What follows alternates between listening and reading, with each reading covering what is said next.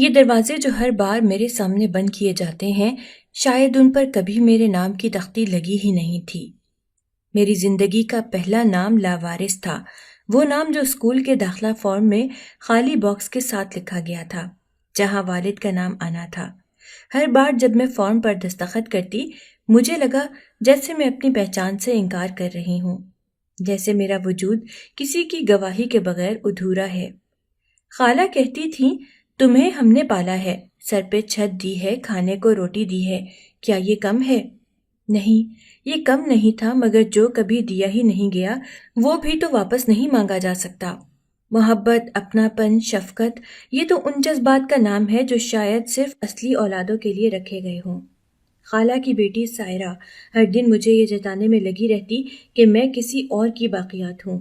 میں جو اس کی الماری کے پرانے کپڑے پہنتی تھی، اس کے جوتوں کی ٹوٹی ایڑیاں ٹھیک کر کے پہنتی تھی، اس کے پچھلے سال کے اسکول بیگ میں کتابیں رکھتی تھی۔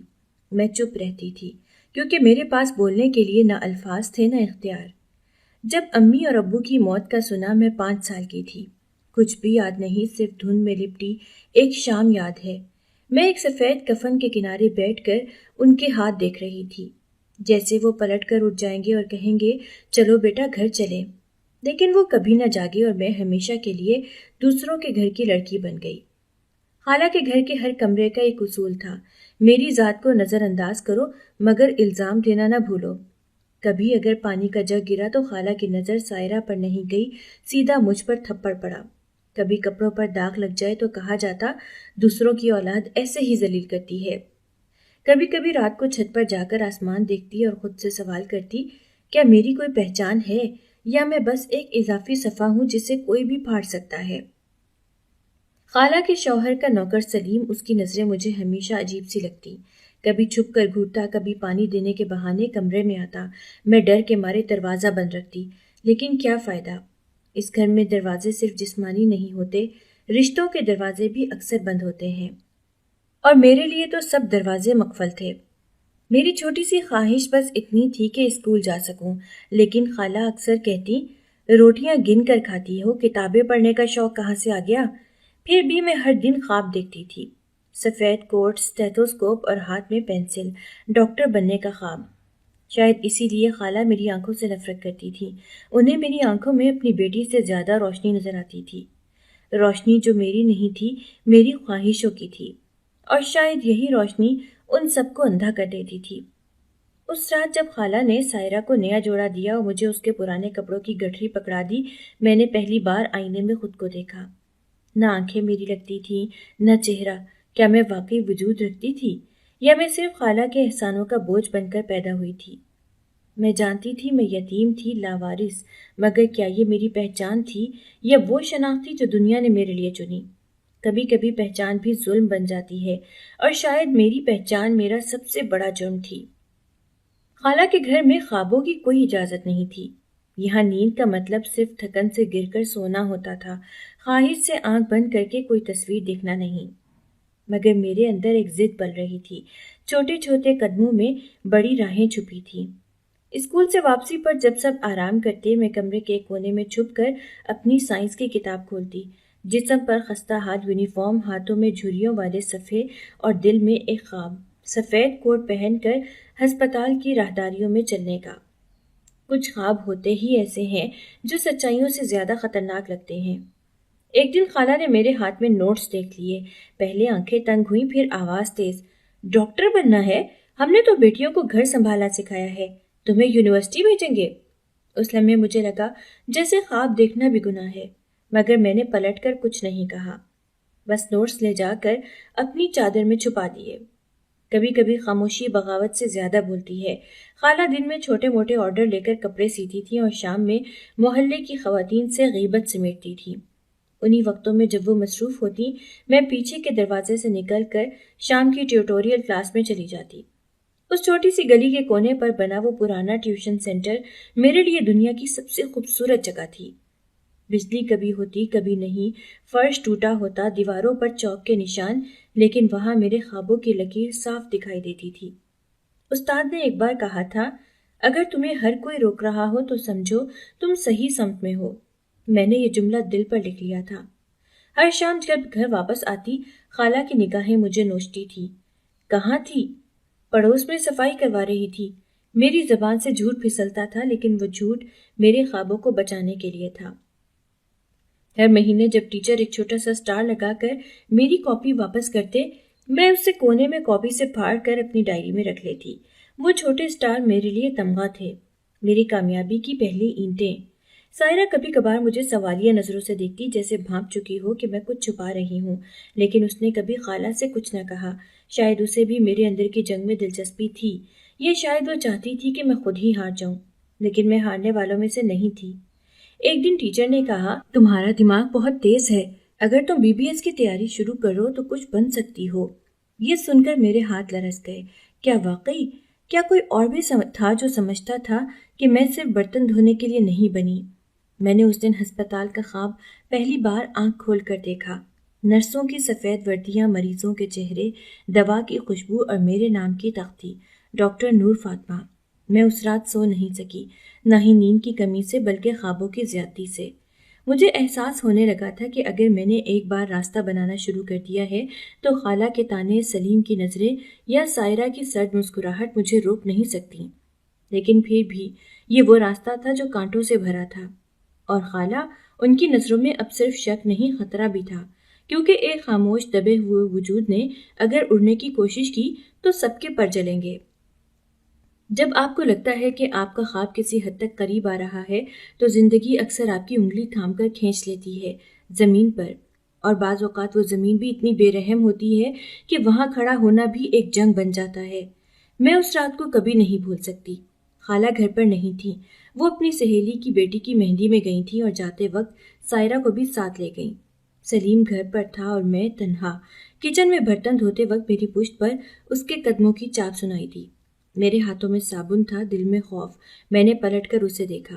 وہ ہمیشہ کی طرح خالی برتن لے کر آیا تھا، لیکن نظریں خالی نہیں تھیں۔ اس کی آنکھوں میں وہ سوال تھا جس کا جواب میں کبھی نہ دینا چاہتی تھی۔ خالہ نہیں ہے، کچھ چاہیے تو بتا دو، میں نے معمول کے لہجے میں کہا۔ وہ خاموش کھڑا رہا، جیسے میرے لفظوں کے معنی بدلنے کی کوشش کر رہا ہو۔ پھر وہ قدم بڑھاتا ہوا میرے قریب آیا۔ پیچھے ہٹو سلیم، میری آواز بلند ہوئی، ہاتھوں سے پانی ٹپک رہا تھا، لیکن اب میرے جسم میں لرزہ نہیں، ایک نئی طاقت تھی۔ ڈرنے کی کوئی ضرورت نہیں، تم بھی تو۔ اس کا جملہ مکمل نہیں ہوا تھا کہ میں نے شور مچا دیا، خالہ، سائرہ، کوئی ہے؟ میری چیخ سن کر شاید در و دیوار بھی کانپ گئے تھے، مگر سلیم نہیں۔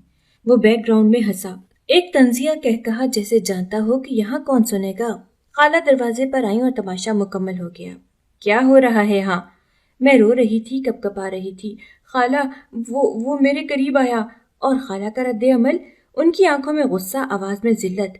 عزت دار بیٹیاں ایسے الزام لگاتی ہیں؟ میں ششدر رہ گئی۔ میں الزام نہیں لگا رہی خالہ، اس نے خالہ نے قدم بڑھایا اور میرے گال پر زوردار تھپڑ مارا۔ شرم کرو، اسی چھت تلے رہتی ہو، اسی کا کھاتی ہو، اور بدنام بھی تم ہی کرو گی۔ میری آنکھیں جلنے لگیں، جسم نہیں روح گھائل تھی۔ میں نے کہا، چیخ کر کہا، میں جھوٹ نہیں بول رہی، وہ میرے قریب آیا تھا، اس کی نظریں۔ خالہ نے ہاتھ اٹھا کر مجھے خاموش کروا دیا۔ شریف لڑکیاں شور نہیں کرتی، گناہ چھپاتی ہیں۔ بس وہ ایک جملہ تھا جو تلوار بن کر میرے حوصلے کے کپڑے چیر گیا۔ میں پلٹ کر کمرے میں چلی گئی، دروازہ بند کیا، دیوار سے ٹیک لگا کر بیٹھ گئی۔ آج پہلی بار لگا کہ میں اکیلی نہیں ہوں، بلکہ بے آواز بھی ہوں۔ یہ دنیا صرف ان لڑکیوں کی سنتی ہے جو یا تو بولنا جانتی ہیں یا مر جانا۔ میں نہ بولنا جانتی تھی، نہ مرنے کے قابل تھی۔ دل کیا خود سے پوچھوں، کیا تم واقعی عزت کے قابل ہو یا بس تماشا ہو؟ کاش اس دن کوئی ہوتا جو میری بات پر یقین کرتا، جو میرے حق میں کھڑا ہوتا، لیکن اس گھر میں سچ بولنا بدتمیزی اور گناہ سے بڑا جرم تھا، اور میں نے وہ جرم کر دیا تھا۔ خاموشی سے سہنا ایک وقت تک ممکن ہوتا ہے، پھر انسان ٹوٹتا نہیں، بس اندر سے کچھ کھو دیتا ہے۔ سلیم والا واقعہ گزرے چند ہی دن ہوئے تھے، لیکن میرے اندر ایک عجیب سا سناٹا تھا۔ نہ کسی سے بات کرنے کا دل چاہتا تھا، نہ خود سے۔ خالہ نے ویسا ہی برتاؤ جاری رکھا، سخت، زہریلا اور احسان کا بوجھ جیسے ان کے ہر جملے میں لپٹا ہوتا تھا۔ اس دن میں بازار گئی تھی، تنہا، تھوڑی دیر کے لیے خود سے ملنے۔ کپڑے کی دکان سے دھاگا لینا تھا خالہ کے لیے، مگر دل بازار کی بھیڑ میں کسی سکون کی تلاش کر رہا تھا۔ میں پیدل سڑک پار کرنے لگی کہ اچانک ایک تیز گاڑی بریک چلاتے ہوئے میرے سامنے رکی۔ سڑک پر میری سانس جیسے کچھ لمحوں کے لیے رک گئی۔ دروازہ کھلا، ایک مرد اترا، مضبوط بلند قامت اور سفید قمیض کے نیچے اعتماد لپٹا ہوا۔ چہرے پر نہ گھبراہٹ تھی نہ معذرت، بس ایک نظروں کا سکون اور ایک غرور۔ اس نے کچھ لمحے مجھے دیکھا، وہ نظر جیسے سوال کرتی ہو میں کون ہوں، کیا کر رہی ہوں اور یہاں کیوں ہوں، لیکن میرے لیے وہ صرف ایک اجنبی تھا جس کی گاڑی کی تیزی میرے دل کی دھڑکن سے کہیں زیادہ بے رحم تھی۔ نظر نہیں آتا تمہیں؟ وہ بولا، آواز میں تلخی نہیں لیکن نرمی بھی نہیں تھی۔ میں سڑک پر تھی، آپ نے گاڑی تیز چلائی۔ میری آواز دھیمی تھی مگر لہجے میں کپکپاہٹ نہیں۔ وہ ٹھہر گیا، شاید اسے میری خاموش مگر تھمی ہوئی آنکھوں نے چونکا دیا تھا۔ پہلی بار لگا کوئی مرد جو مجھے گھور رہا تھا وہ دلچسپی سے نہیں تجسس سے دیکھ رہا تھا۔ پھر اس نے ایک آہستہ سا جملہ کہا، تمہیں لگتا ہے تمہاری جگہ سڑک پر ہے؟ میرے قدم جیسے زمین میں گڑ گئے۔ یہ سوال تھا یا طعنہ؟ میں کچھ بولنے ہی والی تھی کہ کسی نے دور سے پکارا، ارحم بھائی، فون ہے آپ کا؟ اس نے نظریں مجھ پر جمائے رکھی جیسے مجھے مکمل پڑھ لینا چاہتا ہو، پھر سر ہلا کر پلٹ گیا۔ گاڑی چلی گئی، دھواں سا پیچھے چھوڑ گئی، لیکن جو سوال اس نے کیا تھا وہ دھواں بن کر میرے دل کے اندر بھر گیا تھا۔ کیا واقعی میری جگہ سڑک پر ہے؟ شاید یہ پہلا شخص تھا جس نے مجھ پر الزام نہیں لگایا، سوال کیا، اور سوال بھی ایسا جو اندر تک کھد گیا۔ میں کچھ دیر وہیں کھڑی رہی جیسے وقت تھم گیا ہو، باقی سب کچھ چلتا رہا، بازار کی آوازیں، لوگ، شور، بس میرے اندر خاموشی بول رہی تھی۔ اسے میں نہیں جانتی تھی، نہ اس کا نام نہ اس کا مقام، لیکن اس تصادم نے کچھ چھوا تھا اور مجھے خبر نہ تھی کہ یہی اجنبی میرے سکوت کی سب سے بلند صدا بننے والا ہے۔ بازار کا وہ لمحہ بیت گیا مگر اس کی آنکھوں کی تصویر جیسے میری یادداشت کی دیوار پر نقش ہو گئی تھی۔ میں نے اسے کبھی پہلے نہیں دیکھا تھا، لیکن اس دن کے بعد میں اسے کبھی بھول نہ سکی۔ شاید کچھ آنکھیں لفظوں کے بغیر بھی کہانیاں کہہ دیتی ہیں، اور اس دن اس کی آنکھوں میں پہلی بار کسی اجنبی نے مجھے انسان سمجھا تھا، تماشا نہیں۔ کچھ دن بعد خالہ کی خوشی دیدنی تھی۔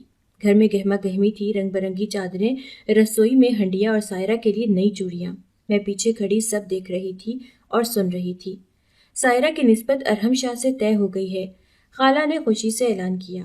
میرے قدم جیسے رک گئے۔ ارحم شاہ، وہی جس سے سڑک پر میرا تصادم ہوا تھا؟ کیا دنیا واقعی اتنی چھوٹی ہے، یا میرے حصے کی بے چینی ہمیشہ وہی شخص لاتا ہے جسے مجھے بھولنا ہوتا ہے؟ ارحم شاہ سے رشتہ طے ہوتے ہی خالہ کا رویہ بدل گیا۔ اب وہ سائرہ کو شہزادیوں کی طرح برتا کرتی تھی اور مجھے مزید چھوٹا کر دیا گیا تھا۔ تمہاری قسمت میں وہی کام ہے جو نوکروں کی بیٹیوں کے نصیب میں ہوتے ہیں۔ میرے کام بڑھ گئے تھے مگر میرا بولنا کم۔ میں چپ تھی جیسے کوئی طوفان اندر دبایا ہوا ہو۔ جب ارحم پہلی بار ہماری حویلی آیا، سب نے اس کا استقبال کیا۔ خالہ نے سائرہ کو نئے کپڑوں میں سجا کر سامنے بٹھایا۔ میں کچن سے شربت لے کر آئی، سر جھکا رکھا تھا، لیکن جیسے ہی ٹرے میز پر رکھی ایک تیز نگاہ مجھ پر پڑی۔ ارحم شاہ، اسی غرور، اسی خاموشی، مگر کچھ اور بھی۔ یہ وہی نظر تھی جو بازار میں میرے دل کی دھڑکن کو روک گئی تھی، مگر آج اس نظر میں سوال سے زیادہ پہچان تھی۔ اس نے کہا کچھ نہیں مگر ایک لمحے کے لیے اس کی آنکھیں رکی تھیں، جیسے اس کا ذہن پوچھ رہا ہو یہ وہی ہے، اور دل جواب دے چکا تھا ہاں یہی ہے۔ سائرہ باتیں کر رہی تھی، خالہ ہنسی ہنسی میں ارحم کے خاندان کی تعریفیں کر رہی تھی، اور میں پس منظر میں کمرے کے کونے میں اسی نظروں کے سائے میں کھڑی تھی۔ اس دن سے لے کر اگلے چند ہفتوں تک میں ہر جگہ اس کی خاموش نظریں محسوس کرتی رہی۔ وہ کچھ کہتا نہ تھا مگر دیکھتا ضرور تھا، کبھی میرے جاتے ہوئے، کبھی کسی کام میں جھکے ہوئے، کبھی برتن رکھتے ہوئے۔ اس کی نگاہوں میں جستجو تھی جیسے وہ سمجھنا چاہتا ہو یہ کون ہے اور کیوں میری نظروں سے بچنے کی کوشش کرتی ہے۔ میں بچتی تھی کیونکہ میں جانتی تھی ارحم شاہ جیسا شخص سائرہ کے لیے چمکتا ہوا رشتہ ہو سکتا ہے، میرے لیے صرف ایک اور تماشا بن سکتا تھا۔ کبھی کبھی کسی کی دلچسپی بھی خطرہ بن جاتی ہے، اور مجھے خطرہ محسوس ہونے لگا تھا، اس رشتے سے نہیں، اس کے پیچھے چھپی نظروں سے۔ بعض لوگ صرف چہروں سے پہچانے جاتے ہیں اور بعض آنکھوں کے پیچھے چھپے سوالوں سے۔ ارحم شاہ کی آنکھیں میرے پیچھے چلتی رہیں، خاموشی سے، بغیر کچھ کہے۔ میں کوشش کرتی رہی ان نظروں سے بچنے کی، لیکن وہ بار بار مجھے گھیر لیتی تھی، کبھی شربت پیش کرتے وقت، کبھی برتن اٹھاتے ہوئے، کبھی چھوٹے سے لون میں سب کے درمیان۔ پہلے مجھے لگا شاید یہ محض تجسس ہے، پھر سمجھ آئی یہ خاموشی کا ایک نیا چہرہ ہے، ایک سوال جو وہ مجھ سے نہیں شاید خود سے کر رہا تھا۔ کون تھی میں؟ بس ایک یتیم نوکرانی جیسے کپڑوں میں لپٹی کسی اور کی تقریب میں بے آواز شریک۔ پھر بھی وہ بار بار میری طرف پلٹ کر دیکھتا۔ سائرہ تو اس کی منگیتر تھی اور خاندان میں یہ خبر ایسے گھوم رہی تھی جیسے سیاست میں کوئی نیا اتحاد ہوا ہو۔ خالہ اور ان کے شوہر سائرہ کو شہزادی بنا کر ہر جگہ اس کا ذکر کر رہے تھے، مگر ارحم، اس کی نظریں سائرہ پر نہیں کسی اور طرف ہوتی تھیں۔ مجھے یاد ہے ایک بار سب ہال میں بیٹھے تھے، میں نے سائرہ کو چائے پیش کی، پھر چپکے سے پلٹنے لگی۔ پیچھے سے آواز آئی، تمہارا نام کیا ہے؟ میں رکی جیسے وقت تھم گیا ہو۔ دل نے کہا سیدھا نہ دیکھنا، مگر میں پلٹی، نظریں اس کی آنکھوں سے ٹکرائیں۔ نور۔ میری آواز میرے نام سے بھی مدھم تھی۔ اس نے بس اتنا ہی کہا، اچھا۔ پھر خاموشی، مگر وہ خاموشی کچھ کہہ رہی تھی۔ ارحم شاہ کو سمجھ آ چکا تھا کہ یہ وہ رشتہ نہیں جس میں وہ سکون ڈھونڈ رہا ہے۔ سائرہ کی مصنوعی ہنسی، خالہ کی بناوٹی محبت، خاندان کی جھوٹی عزت اسے جکڑنے کی کوشش کر رہی تھی، اور وہ ایک ایسا شخص جو خود بھی اب آزادی سے خوفزدہ تھا، اب قید کے خلاف دل میں بغاوت پالنے لگا تھا۔ شاید اسے میری سادگی میں سکون محسوس ہوا تھا، یا میری خاموشی میں سوال، مگر جو بھی تھا وہ جان چکا تھا کہ وہ اس رشتے کا قیدی بننے نہیں جا رہا۔ تبھی اس نے وہ فیصلہ کیا جس نے نہ صرف ساری تقریب کا رنگ بدلا بلکہ سب کو ایک ایسے مقام پر لا کھڑا کیا جہاں سچائی اور سازش ایک ہی رنگ میں دکھائی دینے لگی۔ شادی سے ایک رات پہلے میں نے سنا، خالہ کسی سے کہہ رہی تھی، بس نکاح کا مہر طے ہو گیا، کل سب رسمی طور پر ہو جائے گا۔ ان کی آواز میں فخر تھا، جیسے ان کی بیٹی کا رشتہ بادشاہوں سے ہو رہا ہو۔ لیکن اس رات ارحم نے فون پر کسی سے دھیمی آواز میں کہا، مہر کی رقم غائب کرا دو، باقی میں سنبھال لوں گا۔ میں پاس نہیں تھی، لیکن ہوا میں اڑتی سرگوشی نے میرے جسم میں سرد لہر دوڑا دی۔ کیا میں نے صحیح سنا تھا؟ کیا وہ خود اپنے ہی نکاح کو روکنے جا رہا تھا یا کچھ اور؟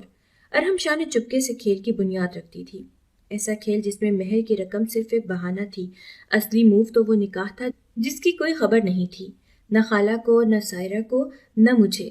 اور اس کہانی کا سب سے پہلا مہر، کبھی کبھی زندگی اپنے ہی لکھے ہوئے صفحے کو پھاڑ کر نئے الفاظ سے شروع کرتی ہے، اور وہ دن میری زندگی کا وہی نیا صفحہ تھا جس پر میری مرضی کے بغیر ایک نیا عنوان لکھا گیا۔ شادی کا دن تھا، گھر مہمانوں سے بھرا ہوا تھا، خالہ کی آواز سب جگہ گونج رہی تھی، سائرہ کی سجی سوری شکل ہر نگاہ میں روشنی کی طرح جھلک رہی تھی، اور میں پس منظر میں سائے کی مانند۔ میرے ہاتھ مہندی سے نہیں، برتنوں کی سوندھی خوشبو سے رنگے تھے، لبوں پر ہنسی نہیں، کام کی تھکن تھی، مگر دل عجیب بے چینی میں ڈوبا ہوا تھا، جیسے کچھ بہت بڑا ہونے والا ہو۔ تقریب زوروں پر تھی کہ اچانک ایک چیخ نما آواز سنائی دی، مہر کی رقم کہاں گئی؟ پورے ہال میں ایک لمحے کو سناٹا چھا گیا۔ رشتہ دار، مہمان، خواتین سب ایک دوسرے کو دیکھنے لگے۔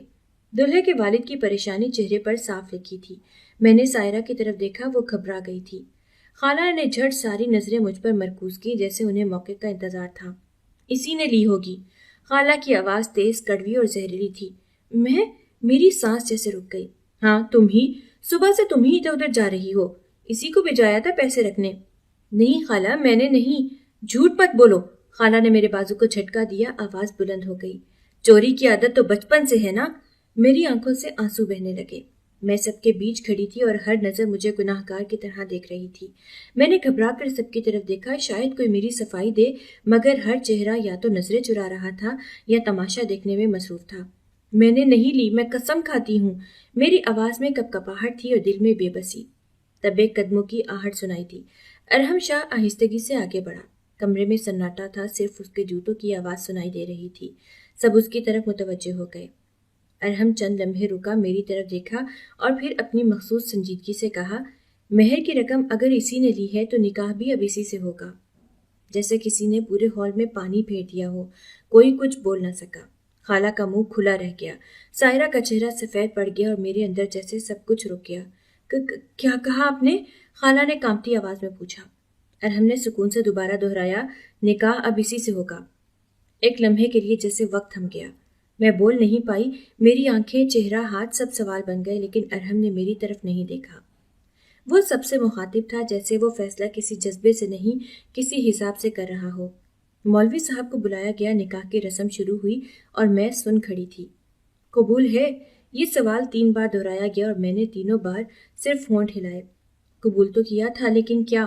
ارحم شاہ کی یہ چال میرے لیے انصاف تھی، سزا یا ایک اور سازش؟ میں کچھ نہیں جانتی تھی، بس اتنا معلوم تھا کہ وہ نکاح میرے اختیار کے بغیر میری زندگی کا سب سے بڑا موڑ بن گیا تھا۔ نکاح کا کاغذی اعلان ہو چکا تھا، لیکن احساس وہ ابھی بھی کہیں دور دھند میں لپٹا کھڑا تھا۔ کمرے میں نکاح کے بعد جو خاموشی پھیلی وہ میری زندگی کے سب سے طویل لمحوں میں بدل گئی۔ لوگوں کے چہروں پر حیرت تھی، زبانوں پر سوال اور دلوں میں نفرت، جیسے میں وہ پردہ ہوں جس پر سب نے اپنی ذلت چھپانے کی کوشش کی ہو۔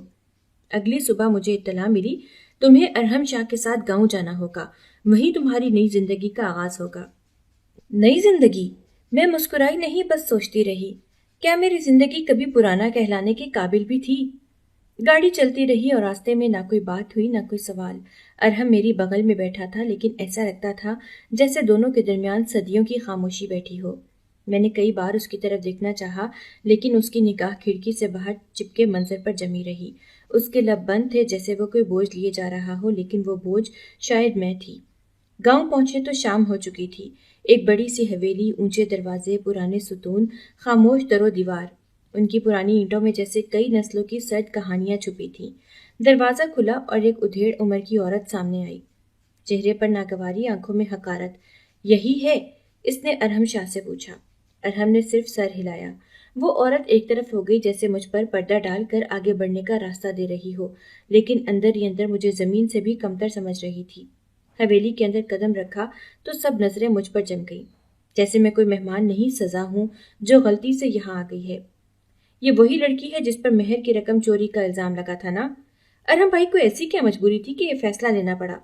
یہ جملے مجھے سننے نہیں پڑے، صرف محسوس کرنا پڑے، کیونکہ یہاں الفاظ زبان سے زیادہ آنکھوں میں بولتے ہیں۔ ارحم پورے وقت خاموش رہا، نہ مجھے مخاطب کیا، نہ کسی سے میرا تعارف کروایا۔ یہ وہی شخص تھا جس نے سب کے سامنے نکاح کا فیصلہ سنایا تھا، اور اب ایسا لگ رہا تھا جیسے وہ خود ہی اس فیصلے سے انکار کر رہا ہو۔ میرے لیے حویلی میں ایک پرانا تنگ سا کمرہ مختص کیا گیا، نہ قالین، نہ روشنیاں، نہ کوئی کھڑکی، بس ایک بستر اور خاموشی۔ کپڑے رکھ کر میں بیٹھ گئی، دیواروں پر ہاتھ پھیرتے ہوئے ان کے زخموں کو محسوس کیا۔ ایسا لگا جیسے یہ در و دیوار بھی میری طرح کچھ کہنے کو ترس رہے ہوں، اور ان میں ایک سوال گونج رہا تھا، تم کون ہو اور یہاں کیا کر رہی ہو؟ شام کو کھانے کی میز پر بلایا گیا۔ سب لوگ پہلے سے بیٹھے تھے، میں دروازے پر رکی رہی، کسی نے جگہ آفر نہیں کی، کسی نے نہیں بلایا۔ ارحم بھی وہیں تھا، لیکن اس نے ایک بار بھی نظر اٹھا کر میری موجودگی کو تسلیم نہ کیا۔ دل نے کہا پلٹ جاؤ، لیکن میں رکی رہی، کیونکہ یہاں سے پلٹنے کا اختیار میرے پاس کبھی تھا ہی نہیں۔ اس رات میں نے کمرے کی روشنی بند کر کے چپ چاپ دروازہ بند کیا اور کونے میں بیٹھ گئی۔ مجھے سمجھ نہیں آ رہا تھا کہ یہ نکاح میری عزت بچا گیا تھا یا میری پہچان چھین کر لے گیا تھا۔ اور ارحم شاہ، وہی شخص جس نے سب کے سامنے اعلان کیا تھا، آج اس کی خاموشی مجھ سے میری موجودگی کا جواز چھین رہی تھی۔ شاید سب نے سچ ہی کہا تھا، میں چوری کی سزا تھی۔ حویلی کے در و دیوار صرف پرانے نہیں تھے، وہ وقت سے زیادہ تلخی سے بوئے گئے تھے۔ یہاں ہر قدم پر فرق تھا، لباس کا، بول چال کا، برتن رکھنے کے انداز کا بھی۔ کہاں کون بیٹھے گا، کون پہلے کھائے گا، اور کس کی بات قابل سنائی ہے، یہ سب کچھ پہلے سے طے شدہ تھا، اور میں اس فہرست میں کہیں نہیں تھی۔ صبح جب میں صحن میں جھاڑو دے رہی تھی، پیچھے سے سنا، ارے یہ وہی لڑکی ہے نا جو ارحم کی زبردستی بیوی بنی؟ بیوی؟ وہ تو سزا ہے۔ دوسری عورت کی ہنسی میں ایسا زہر تھا جس نے میرے کان جھنجھنا دیے۔ میں کچھ نہ کہہ سکی، صرف جھاڑو کا رخ بدل لیا، جیسے زمین پر پڑی گرد ہی میری شناخت بن گئی ہو۔ کچن میں، صحن میں، حویلی کی راہداریوں میں، جہاں بھی جاتی نظریں جیسے چبھنے لگتی۔ نوکرانیوں کے ہونٹوں پر مسکراہٹ نہ تھی، بس تحقیر تھی۔ بزرگ خواتین کی باتوں میں غلطی، ذلت اور بدنامی جیسے الفاظ روز سننے کو ملتے، اور سلیم اب وہ بھی یہاں تھا۔ پہلے دن تو خاموش رہا، لیکن پھر اس کے تیور بدلنے لگے۔ وہ کبھی میرے قریب آ کر آہستگی سے کہتا، کیا بات ہے بی بی، اب تو بہت سے عزت دار بن گئی ہو، لیکن بھولنا نہیں، اصل پہچان تو وہی ہے جو تمہارے ماضی میں تھی۔ میرے جسم میں سرد لہر دوڑ جاتی اور چہرے پر بے بسی پھیل جاتی۔ میں خاموشی سے پلٹ جاتی، لیکن دل میں ایک سوال سر اٹھاتا، کیا ارحم کو سب پتا ہے؟ اور اگر ہے تو وہ کچھ کہتا کیوں نہیں؟ ایک دن جب میں صحن میں پودوں کو پانی دے رہی تھی، سلیم اور ارحم کی آوازیں سنائی دیں۔ سر، آپ کو پہلے ہی کہا تھا، یہ لڑکی چالاک ہے، اس نے منصوبہ بنایا ہوگا، آپ جیسے معصوم کو پھانس لیا، اب تو سب خاندان کا تماشا بن چکا ہے۔ ارحم خاموش کھڑا تھا۔ میں جھک کر پودے کی جڑوں میں پانی ڈالنے لگی، جیسے مجھے کچھ سنائی نہیں دے رہا، لیکن سچ تو یہ تھا کہ وہ ہر لفظ میرے اندر چبھ رہا تھا۔ آپ کے باپ تو بہت ناراض ہیں سر، وہ کہتے ہیں نکاح تو ختم ہوگا ہی، بدنامی کا دھبا بھی دھلنا چاہیے۔ خاموش، کوئی انکار، کوئی وضاحت، کچھ بھی نہیں۔ میں نے آہستہ سے نظریں اٹھا کر دیکھا، ارحم بس اسے دیکھ رہا تھا، جیسے الفاظ کو جذب کر رہا ہو، جیسے وہ فیصلہ کر رہا ہو مگر ابھی کچھ کہنا نہیں چاہتا۔ اسی شام جب سب لوگ بیٹھے تھے میں چائے لے کر آئی۔ ارحم وہیں تھا اور سلیم بھی۔ میرے ہاتھ کپ کپا رہے تھے لیکن میں نے خود کو سنبھالا۔ چائے رکھ کر پلٹی تو اچانک سلیم نے ایک طنزیہ جملہ چھوڑا۔ چائے اچھی بناتی ہیں یہ، باقی کام بھی بڑے دل سے کرتی ہوں گی۔ ایک دو لوگ ہنس دیے۔ خالہ کی بہن نے کھانس کر نظریں پھیری۔ ارحم نے سنا، یقیناً سنا، لیکن اس کی طرف سے بس خاموشی آئی، نہ غصہ نہ حمایت، جیسے اس نے کچھ سنا ہی نہیں۔ رات کو میں کمرے میں بیٹھی تھی۔ اندھیرا تھا لیکن اندر جو ہلچل تھی وہ اندھیرے سے کہیں زیادہ گہری تھی۔ کیا ارحم بھی ان سب جیسا ہے؟ کیا وہ بھی ان لوگوں میں سے ہے جو خاموشی کو ہاں سمجھتے ہیں؟ یا پھر وہ اتنا مجبور ہے کہ کچھ کہہ بھی نہیں سکتا؟ میں بار بار دل کو سمجھاتی، وہ وہی شخص ہے جس نے سب کے سامنے نکاح کا اعلان کیا تھا، وہ ایسا کیسے ہو سکتا ہے؟ مگر پھر دماغ کہتا، محبت کی بنیاد اگر خاموشی ہو تو شک بھی وہیں سے جنم لیتا ہے، اور مجھے اس خاموشی سے اب خوف آنے لگا تھا۔ بعض راتیں دن سے زیادہ بولتی ہیں اور بعض خاموشیاں چیخوں سے زیادہ گونج رکھتی ہیں۔ وہ رات انہی میں سے ایک تھی۔ گاؤں کی فضا جیسے کسی انجانے اندیشے سے بوجھل تھی۔ آسمان مسلسل گرج رہا تھا اور ہوائیں کھڑکیوں کو اس طرح پیٹ رہی تھیں جیسے کسی اندر قید جان کو رہائی چاہیے تھی۔ میں اپنے کمرے میں تنہا بیٹھی تھی، کمرے کے کونے میں تکیے سے لگی ہوئی، نہ کوئی روشنی نہ کوئی آواز، صرف بارش کے رم جھم اور میرے اندر کا شور۔ حویلی میں بجلی چلی گئی تھی اور میرے دل کا سکون بھی شاید اس کے ساتھ ہی رخصت ہو چکا تھا۔ میں اٹھ کر موم بتی جلانا چاہتی تھی مگر ہاتھوں میں اتنی سکت نہ رہی۔ کیا فرق پڑتا تھا؟ اندھیرے سے ڈرنے والوں کو تو تبھی تک حوصلہ ہوتا ہے جب کوئی آنکھ ان کی تنہائی دیکھ سکے۔ میرے ارد گرد صرف دیواریں تھیں، پرانی، خاموش، ساکت، اور ان دیواروں کے کان تھے جو دن بھر سب کی آوازیں سنتے اور رات میں میرے سسکیوں کی گواہی دیتے۔ میری آنکھوں سے آنسو مسلسل بہہ رہے تھے، نہ چیخ رہی تھی نہ چلا رہی تھی، بس اندر سے ٹوٹتی جا رہی تھی۔ ارحم نے کچھ نہیں کہا، یہی ایک جملہ میرے ذہن میں گونج رہا تھا۔ سلیم کی ہر بات، ہر زہر، سب اس نے سنا مگر لب نہ ہلائے۔ تو کیا وہ بھی ان سب جیسا ہے، یا میری اہمیت اتنی بھی نہیں رہی کہ میرے حق میں ایک جملہ بولا جا سکے؟ دروازے پر آہٹ ہوئی۔ میرے دل کی دھڑکن ایک لمحے کو رکی۔ کمرے کا دروازہ آہستگی سے کھلا۔ میں نے آنکھیں صاف کی لیکن روشنی نہ ہونے کی وجہ سے چہرہ نہ دیکھ سکی، صرف قدموں کی چاپ پہچانی۔ ارحم وہ کمرے میں داخل ہوا بغیر کچھ کہے۔ میں بدستور کونے میں بیٹھی رہی، چپ چاپ۔ چند لمحے وہ کھڑا رہا، شاید مجھے دیکھ رہا تھا۔ پھر وہ آہستہ سے میری طرف بڑھا اور ہاتھ میں پکڑا کمبل میرے اوپر رکھ دیا۔ میرے ہاتھ اس کمبل کو تھامنے کے بجائے لرز گئے۔ نہ اس نے کچھ کہا نہ میں نے کچھ پوچھا، اور وہ پلٹ گیا۔ بس اتنا ہی، صرف ایک کمبل، اور اس کے جانے کے بعد کمرے میں جیسے ایک اور ہوا داخل ہو گئی تھی، وہ جو لفظوں سے نہیں موجودگی سے تسلی دیتی ہے۔ اس رات پہلی بار میری سسکیاں تھم گئیں۔ پہلی بار اس خاموشی نے مجھے تکلیف نہیں دی، بلکہ لگا جیسے کوئی پہلی بار میری بے آواز چیخ سن پایا ہو۔ کبھی کوئی شخص صرف ایک لمحے سے بہت کچھ کہہ جاتا ہے، اور ارحم کا وہ کمبل شاید اس کا پہلا لفظ تھا، نہ محبت کا نہ ہمدردی کا، بس ایک خاموش اعلان کہ میں سب دیکھ رہا ہوں۔ رات بیت گئی، بجلی آ گئی، روشنی واپس آ گئی، لیکن میرے اندر جو سکوت تھا اس میں پہلی بار ایک سانس شامل ہوئی تھی۔ ایسا لگا جیسے شاید میں بالکل اکیلی نہیں ہوں، اور شاید ارحم بالکل ویسا بھی نہیں جیسا سب سوچتے ہیں۔ محبت اگر خاموشی سے جنم لیتی ہے تو نفرت شور مچاتی ہے، اور گاؤں کی گلیوں میں میری خاموشی چیخوں میں بدل دی گئی تھی۔ صبح جب صحن میں قدم رکھا تب محسوس ہوا کہ دیواریں صرف پرانی نہیں دشمن بھی ہو سکتی ہیں۔ دو عورتیں مٹی سے بھرے گملوں کے ساتھ بیٹھی تھیں۔ ایک نے دوسرے کے کان میں کچھ کہا اور دونوں نے مجھے ایسی نظروں سے دیکھا جیسے میں گندے پانی سے بھی سستی ہوں۔ ارحم کو پھنسا لیا ہوگا، غریب لڑکی ہے، ایسی تو ہوتی ہی چالاک ہے، ماں باپ نہیں، کردار بھی ویسا ہی ہوگا۔ یہ وہ جملے تھے جو میرے کانوں تک نہیں سیدھے دل میں اترے۔ میں چپ تھی جیسے ہمیشہ، لیکن اب خاموشی میں زخم ہرے ہونے لگے تھے۔ پھر دوپہر کو وہ ہوا جس نے میری ہستی کو سب کے سامنے چیلنج کر دیا۔ ارحم کی پھپھو، حویلی کی سب سے بااثر عورت، خاندانی بزرگ، اپنے نرخرے میں زہر اور لہجے میں حاکمیت رکھتی تھی۔ انہوں نے دوپہر کے کھانے پر سب خاندان کو بٹھا لیا، صرف ایک بات کے لیے۔ ارحم کی شادی کو ایک مذاق بنا دیا گیا ہے۔ ان کے جملے نے سب کو ساکت کر دیا۔ ایک گمنام لڑکی جس کا نہ ماضی پتہ نہ خاندان، اس سے نکاح صرف اس لیے کہ مہر کی رقم گم ہوئی، یہ کوئی وجہ ہے؟ ارحم وہیں بیٹھا تھا خاموش۔ میرے دل میں دھڑکنوں نے تیز رفتار اختیار کی، جیسے ہر لفظ میرے گرد دائرہ بنا رہا ہو۔ پھپھو نے سب کو گھورتے ہوئے کہا، اگر ارحم کو ہوش ہے تو ابھی طلاق دے، خاندان کی عزت بچا لے۔ سب نگاہیں اب ارحم پر تھیں اور پھر مجھ پر۔ میں نے اپنے قدموں کی طرف دیکھا، جیسے ان سے پوچھ رہی ہو، کیا ہمیں یہاں رہنے کا کوئی حق ہے؟ میرے لب ہلے بغیر آواز کے۔ پھر میں اٹھی آہستہ سے، بغیر کسی شور کے۔ میں جا رہی ہوں۔ میری آواز ٹوٹتی ہوئی مگر صاف تھی۔ اگر میری موجودگی اتنی بوجھ ہے تو میں اس چھت کے نیچے نہیں رہ سکتی جہاں میری عزت کو سچ جاننے کی بھی فرصت نہ ہو۔ پھر قدم اٹھے، لیکن زمین جیسے بھاری ہو گئی تھی۔ میں جانے ہی والی تھی کہ وہ آواز آئی، وہی جو ہمیشہ خاموش رہتی تھی، ارحم شاہ کی۔ ایک قدم بھی مت بڑھانا۔ میں ٹھہر گئی، سب نے چونک کر اسے دیکھا۔ وہ آہستہ سے اٹھا، جیسے ہر لفظ تول کر لبوں پر لا رہا ہو۔ یہ لڑکی میری بیوی ہے، نکاح میری مرضی سے ہوا تھا، اور جو میرے گھر میں رہے گا وہ بھی میری مرضی سے رہے گا۔ پھپھو کی آنکھوں میں آگ دہکنے لگی۔ تمہیں اندازہ ہے تم کیا کہہ رہے ہو؟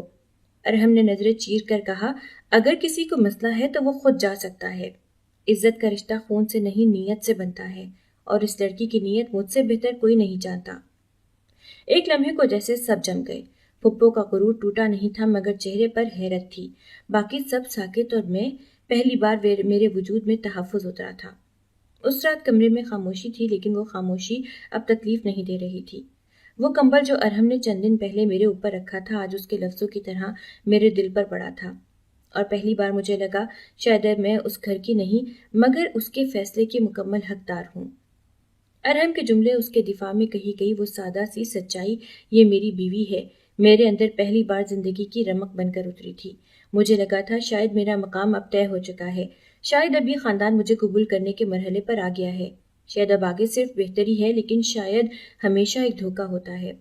اگلی صبح حویلی میں سب تیاریاں ہو رہی تھیں، کھانے کا اہتمام، لان کی صفائی، مہمانوں کی آمد کی فہرست، جیسے کوئی بڑی تقریب ہو۔ میں باورچی خانے میں کام کرتے ہوئے سنتی رہی۔ فضا میں کچھ عجیب سا جوش تھا۔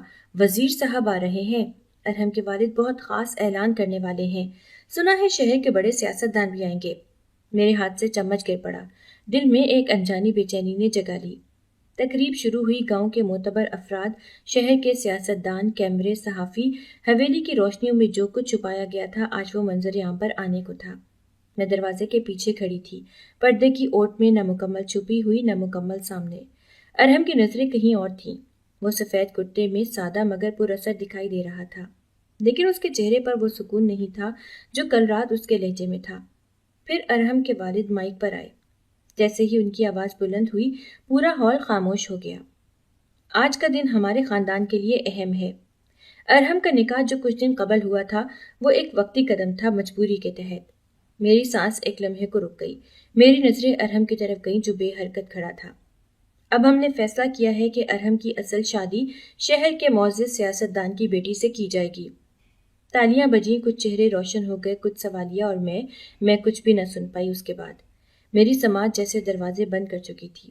اس نے کہا تھا بیوی ہے میری، اور آج اس کا باپ کہہ رہا تھا یہ نکاح وقتی تھا، اور ارحم وہ وہیں کھڑا تھا جیسے اس نے کچھ سنا ہی نہ ہو۔ نہ اس نے مخالفت کی، نہ وضاحت، نہ میری طرف دیکھا، نہ ان کی طرف، بس خاموش۔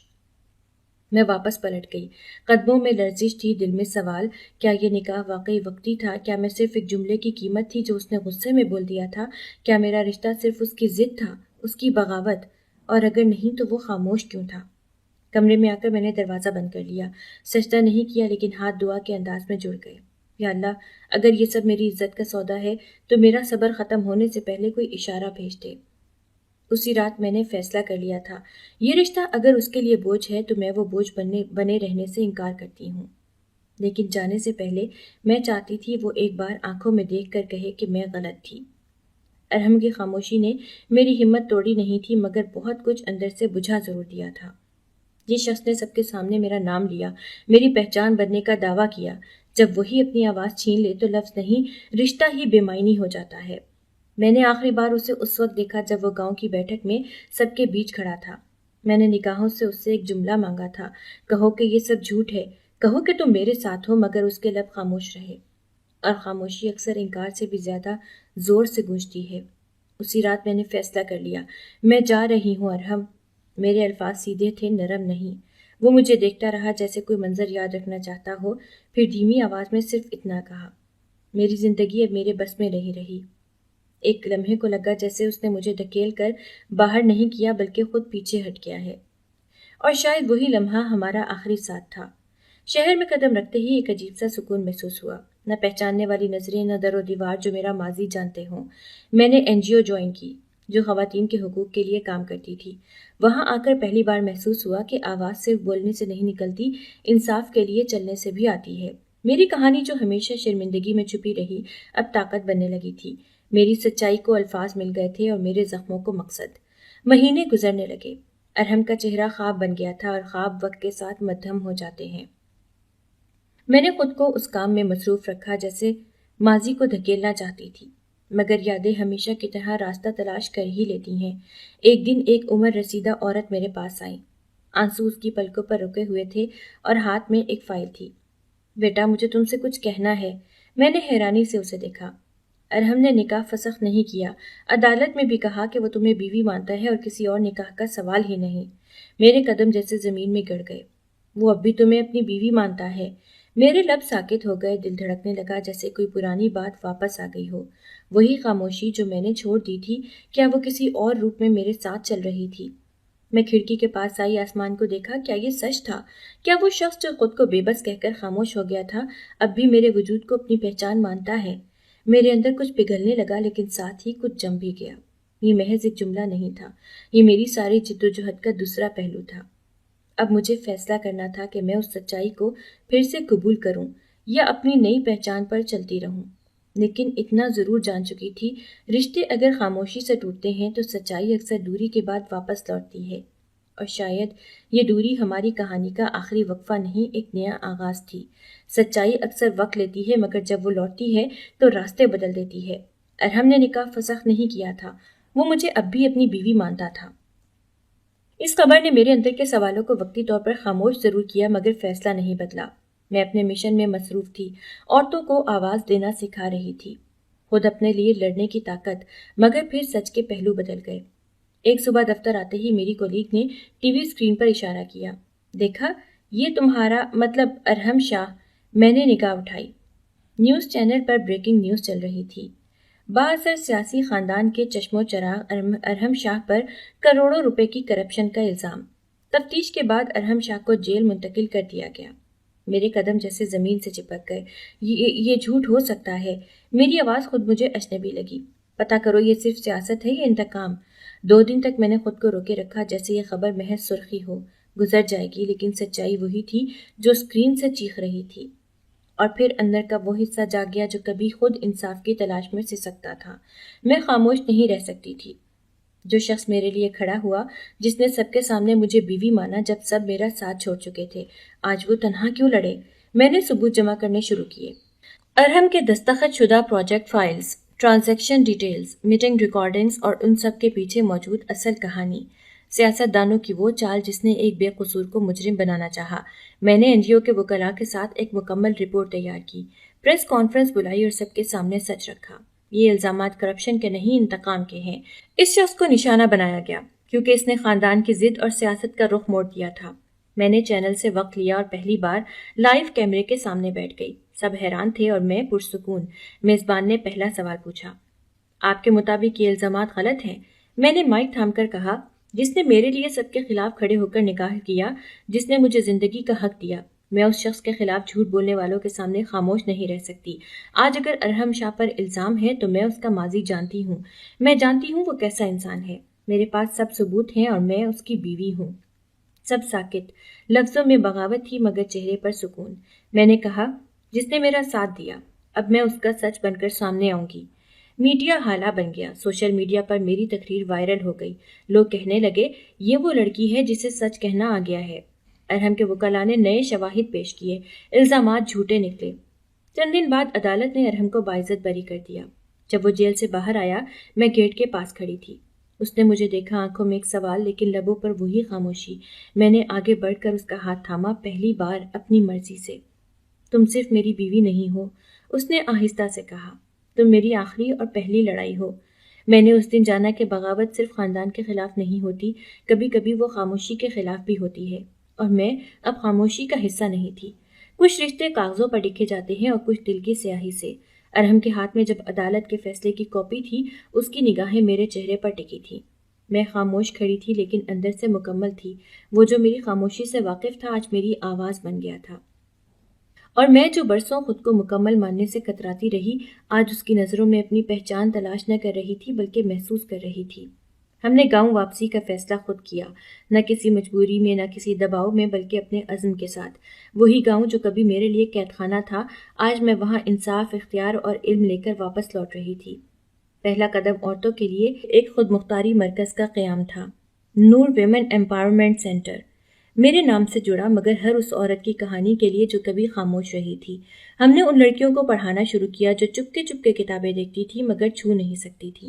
ارحم نے ہسپتال کی بنیاد رکھی جہاں غریب کو مفت علاج ملے گا، اور میں گاؤں کی لڑکیوں کو خواب دیکھنے کی اجازت دینے لگی۔ خالہ کا ذکر اب صرف دل کے کسی دھندلائے گوشے میں تھا۔ پھپھو کی نظریں جھکی ہوئی تھیں اور سلیم کب کا نوکری چھوڑ کر جا چکا تھا، شاید اس کے پاس اب زہر بیچنے کا بازار نہیں بچا تھا۔ ایک دن حویلی کے صحن میں سب خاندان، گاؤں کے لوگ اور میڈیا موجود تھے۔ ہم اسپتال کی افتتاحی تقریب میں تھے۔ ارحم نے سب کے سامنے مائک سنبھالا۔ آج میں صرف ایک شوہر، ایک بیٹا یا ایک سیاستدان کی حیثیت سے نہیں آیا ہوں، میں اس شخص کی حیثیت سے آیا ہوں جسے محبت کے معنی تب سمجھ آئے جب اس نے خود کو بے بس پایا۔ سب خاموش تھے۔ میرے لیے نکاح صرف ایک رسم نہیں تھی، وہ ایک بغاوت تھی، ایک وعدہ۔ اور آج جب میں اپنی بیوی کے ساتھ کھڑا ہوں تو میں یہ کہنا چاہتا ہوں، تم صرف میری بیوی نہیں، میری مکمل کہانی ہو۔ میری آنکھوں میں آنسو آ گئے، مگر لبوں پر وہ مسکراہٹ تھی جو کبھی زندگی میں پہلی بار محسوس ہوئی تھی۔ لوگوں نے تالیاں بجائیں لیکن میرے اندر صرف سکون بج رہا تھا۔ یہ محبت کی جیت تھی، نہ کوئی فلمی انجام، نہ خوابوں جیسا منظر، بس سچ جو آخرکار سب کے سامنے آ گیا تھا۔